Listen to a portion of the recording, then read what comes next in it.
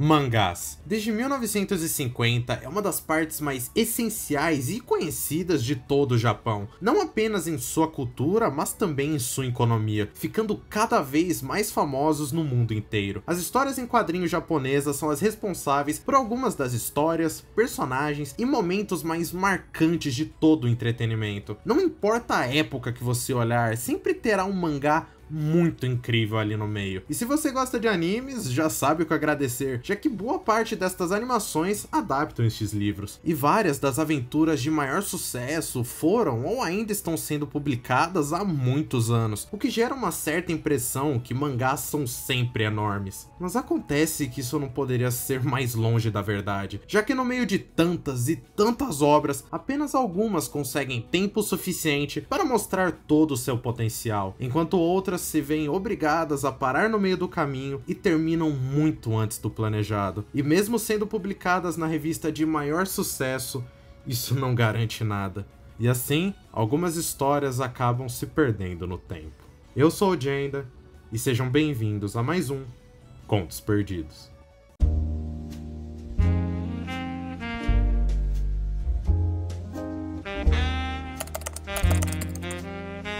Claro, existem muitas maneiras diferentes para publicar uma história, e com o avanço da internet e das redes sociais, hoje você pode muito bem postar seus mangás da maneira que você quiser. Mas e se você quiser ter algo físico e impresso? Nesse caso, para nós da terra Tupiniquim, o maior problema é apenas pagar pelo mangá que queremos, já que temos várias editoras aqui que publicam quase todas as histórias de sucesso, já separadas em seus volumes próprios. Isso porque no Japão, as coisas são um pouco diferentes. Na Terra do Sol Nascente, a provável maneira mais popular para adquirir e acompanhar os novos mangás do momento são as revistas de antologias. Uma publicação com diferentes periodicidades e por diferentes empresas que reúne os últimos capítulos de diversas histórias, normalmente sendo separadas pelo seu público-alvo, para apenas depois lançar os volumes de um único mangá. Aqui encontramos, além de várias séries acontecendo simultaneamente, algumas propagandas e anúncios de produtos relacionados à revista. Este meio de lançar os mangás é algo estabelecido lá há muitos anos, e dentro de todas as variantes, a provável mais famosa é a Weekly Shonen Jump. Lançada pela Shueisha em 1968, é uma coletânea de revistas da categoria Shonen. Em resumo, histórias para um público pré-adolescente, e é conhecida por muitas séries. E até os dias de hoje, você provavelmente curte algum anime ou mangá que nasceu nela. Sendo conhecida como ela é e ganhando dinheiro como ela ganha, a competição é muito acirrada, pois se todas as histórias são muito populares, uma que for apenas um pouco menos já sofre um grande risco, porque no papel é simples, você criar uma ideia para uma história, apresentá-la para os executivos e se ela agradar, parabéns, você tem sua chance de publicar um mangá na mesma revista de One Piece. Mas com isso também vem uma pressão assustadora, porque se você não trouxer bons números de audiência, relevância e financeiros, há uma chance gigante de você se ver obrigado a acabar a sua história muito antes do planejado. E isso infelizmente acontece com muitos mangás. Porém, mesmo canceladas, essas histórias ainda lançam e de alguma forma acabam sendo finalizadas, nem sempre de uma boa maneira, o que junto de um certo problema gigante de atrair leitores, pode levar o seu mangá a acabar como Ziga, ou em sua pronúncia em japonês,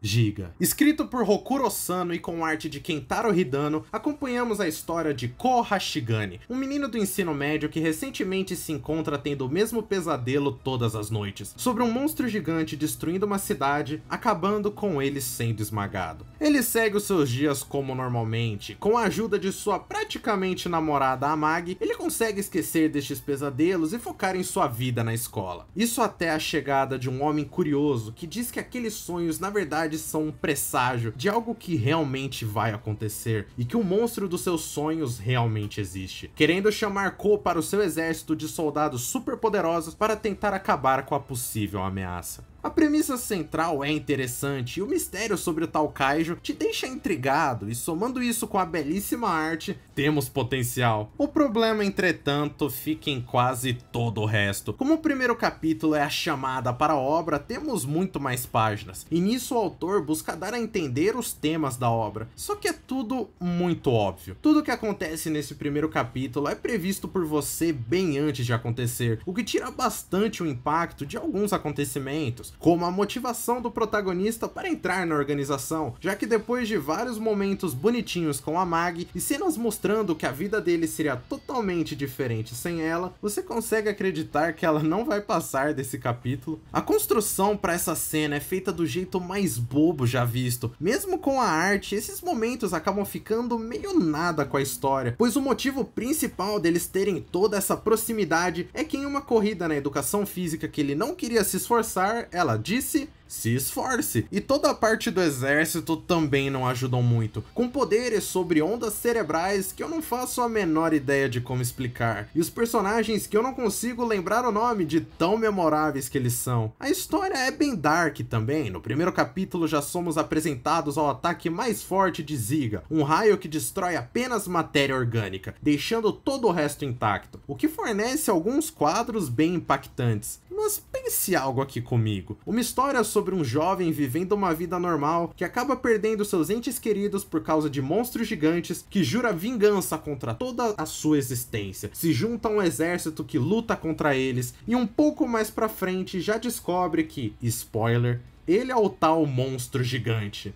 Talvez Ziga seja um pouco parecido com Shingeki. E sim, no capítulo 4, com um time skip super acelerado, descobrimos que essa garota de branco invoca uma espécie de lagosta que acerta Ko, o fazendo se tornar Ziga. O que, de novo, é algo meio óbvio, só que poderia gerar um desenvolvimento interessante. Só que por falta de audiência, depois dessa revelação já somos praticamente jogados no final da história, com outra pessoa que também vira um monstro, só que voador, luta de monstros gigantes que são legais, não tem como, e o incrível plot twist de que a mãe de Ko é esse monstro principal de tudo. Eu não sei japonês, mas só essas imagens já deixam claro que, já avisado do cancelamento, o autor deu um jeito de ligar o começo da história com o final e criou algo de certa forma épico para acabar o mangá com uma grande luta. No fim, fica bem claro que Ziga não chamou muita atenção. Apenas 3 capítulos foram publicados fora do Japão e o restante ficaram exclusivos em japonês, acabando assim a série em 2 volumes com 14 capítulos e um epílogo. Algumas pessoas falam que um dos motivos para isso pode ter sido o tom mais sombrio, só que outros mangás mais pesados em suas premissas já foram lançados em revistas para esse mesmo público. No fim, eu acho que tudo acabou com uma boa premissa, sempre executada meio sem sal. E se o mundo já é cruel assim para algo sem expectativa, imagine para algo que poderia ser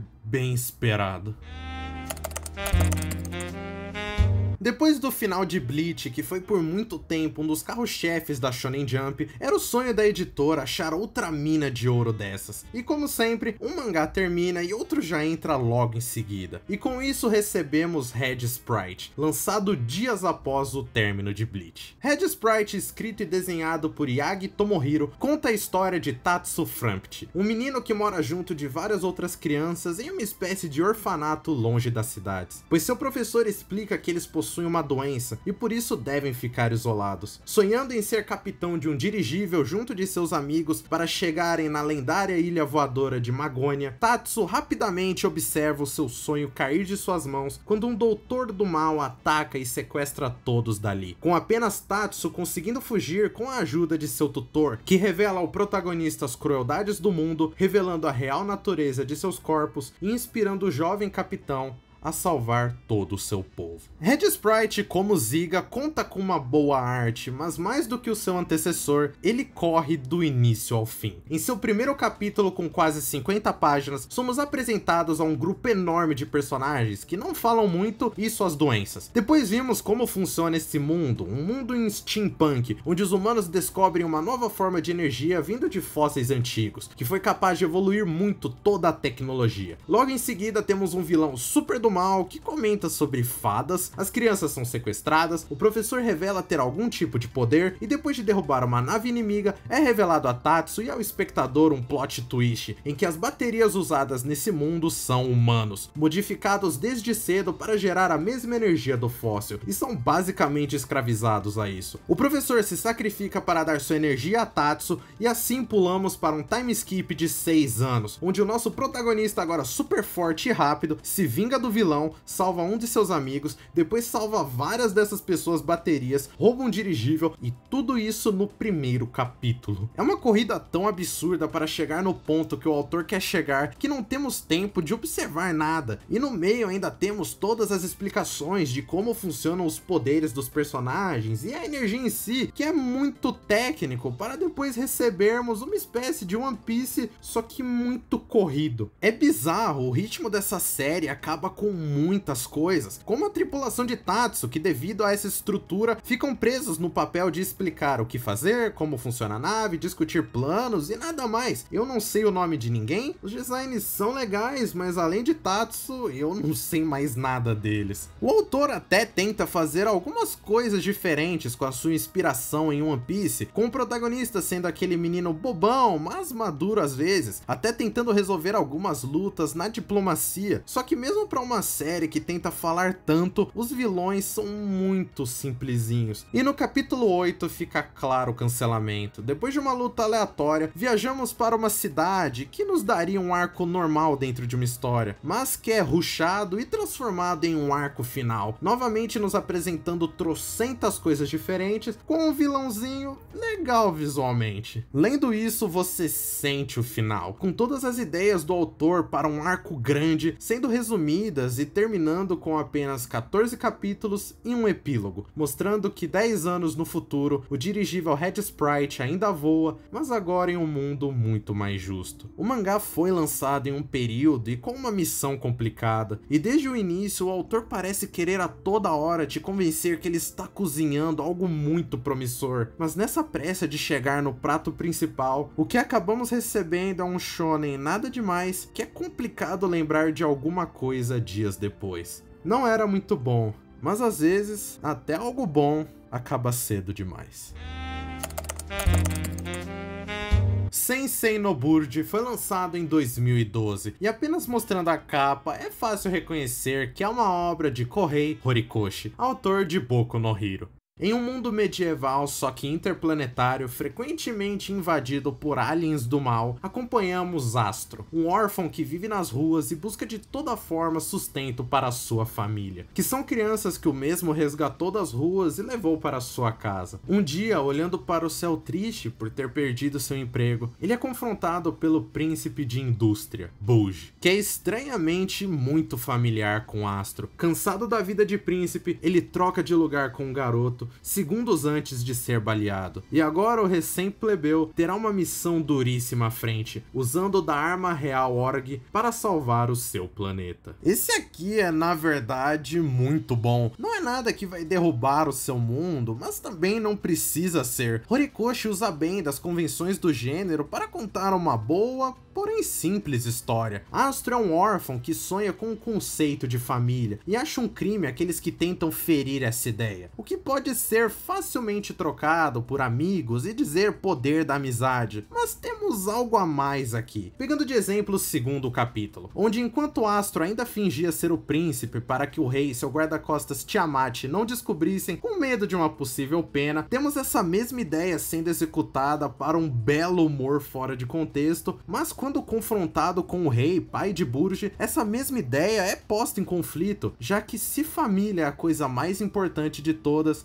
fingir ser um filho que pode não estar mais aqui para o pai dele é o maior dos crimes. É um conflito simples, porém interessante, igual os seus personagens, Tiamat sendo o tutor e amigo de Astro, e mais pra frente Tico, sendo mais uma amiga pro trio, marcada pelos horrores dessa guerra galáctica. Os temas são bem explorados, já que o mangá segue em um ritmo muito mais normal, deixando tempo para o humor, para as batalhas e para os dramas, sem nunca esquecer de deixar aquele mistério para o futuro, e tudo claro sendo representado pela belíssima arte e character design de Horikoshi, que consegue representar muito bem todos os lados da história. No geral é tudo bom, algumas coisas ainda melhores, e a obra ficou popular por um certo tempo, ganhando até uma capa colorida em comemoração à sua popularidade, mas infelizmente essa fama não durou, terminando com apenas 16 capítulos. Mas Horikoshi fez algo bom nessa situação. No lugar de do nada nos transportar para o final de uma épica história que nunca existiu, ou correr o máximo possível para chegar em lutas que não significam muita coisa, Bode usa o limite de seu tempo restante para terminar o seu primeiro grande arco de uma maneira satisfatória, com todos os personagens resolvendo seus dramas, se desenvolvendo e com até mesmo momentos verdadeiramente épicos, ficando uma história que infelizmente acaba antes de seu tempo, mas que ainda assim conseguiu ser trabalhada de uma forma que você fica satisfeito, mas querendo mais. Infelizmente, isso não vai acontecer. O mundo das publicações de mangás é cruel, com boas histórias sendo canceladas e outras piores sendo mantidas por motivos financeiros, com autores tendo que trabalhar muito para tentar achar um público antes que seja tarde demais. É triste perceber o quão frequentes são esses cancelamentos. Existem muitos e muitos outros exemplos de obras que, igual essas três, não puderam mostrar todo o seu brilho, às vezes sendo vítimas dos seus próprios erros ou pelo puro e simples azar. Essas foram apenas as que eu li e me interessaram, e é muito triste pra mim pensar que vivemos em um mundo onde nunca descobriremos aonde Ziga queria ir, quais seriam os próximos grandes arcos de Red Sprite, ou como terminaria a história do Príncipe Astro, já que infelizmente, por dezenas de motivos, estes mangakas talentosos em seus determinados aspectos não puderam completar as suas histórias, com seus verdadeiros planos que hoje, infelizmente, não são nada mais do que contos perdidos.